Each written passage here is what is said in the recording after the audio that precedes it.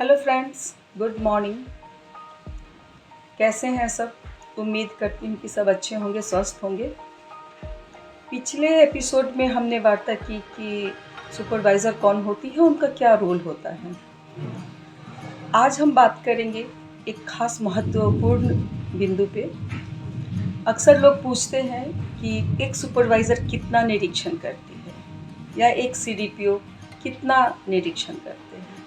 तो सबसे पहले हम जानेंगे कि सुपरवाइज़र निरीक्षण करती है या पर्यवेक्षण करती है, और ये निरीक्षण और पर्यवेक्षण में क्या अंतर है। आमतौर पे लोग दोनों को, निरीक्षण को और पर्यवेक्षण को, एक ही समझते हैं। वास्तव में ये दोनों अलग हैं, इनका तरीका अलग है। तो सबसे पहले जानते हैं ये पर्यवेक्षण क्या होता है।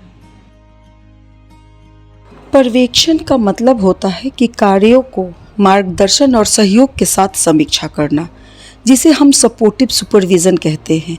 सुपरवाइज़र आंगनबाड़ी कार्यकर्त्री के कार्यों को देखती है, समझती है और कार्य निष्पादन में आने वाली समस्याओं को सुनती है, आवश्यक सुझाव देती है। यदि वर्कर को करने में परेशानी है तो मौके पे ही उसे समझाती है। उदाहरण के लिए कि वो अगर वज़न लेने में दिक्कत हो रही है या उसे फीडिंग करने में दिक्कत हो रही है तो मौके पे ही उस काम को सिखा करके उसको सपोर्ट करती है। एक पर्यवेक्षिका का काम सिर्फ कमियां निकालना नहीं होता, बल्कि उस कमी को दूर करने में सहयोग करना होता है। तभी तो इसे हम सपोर्टिव सुपरविज़न कहते हैं। एक कुशल सुपरवाइज़र दोनों भूमिकाएं निभाती हैं। केवल वो कमियां नहीं निकालती, बल्कि मनोबल बढ़ाते हुए उनके बेहतर कार्य करने के लिए प्रेरित करती हैं। साधारण भाषा में समझें तो पर्यवेक्षण में सहयोग एवं मार्गदर्शन होता है। सुपरवाइजर्स पर्यवेक्षण करती हैं, ना कि निरीक्षण। अब बात करते हैं निरीक्षण की, यानी इंस्पेक्शन की। तो निरीक्षण का अर्थ होता है कि कार्य निर्धारित नियमों और मानकों के अनुसार हो रहा है या नहीं, इसकी जांच करना। रिकॉर्ड की जांच करना, स्टॉक रजिस्टर की जांच करना, पोषण सामग्री रख रखाव कैसा है, उसकी व्यवस्था की जांच करना। यानी कि निरीक्षण का उद्देश्य यह देखना है कि कार्य नियमानुसार हो रहा है या नहीं। एक दिन में अनेकों निरीक्षण हो सकती है, लेकिन पर्यवेक्षण सिर्फ एक होगा।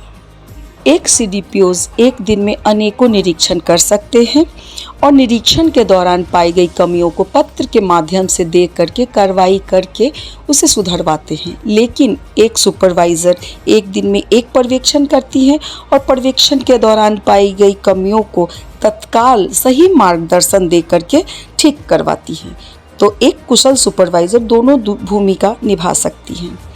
जानकारी आपको कैसी लगी? अगर जानकारी अच्छी लगी हो तो शेयर करें, चैनल को सब्सक्राइब करें और मिलते हैं अगले ब्लॉग में कुछ नई जानकारी के साथ। तब तक के लिए बाय।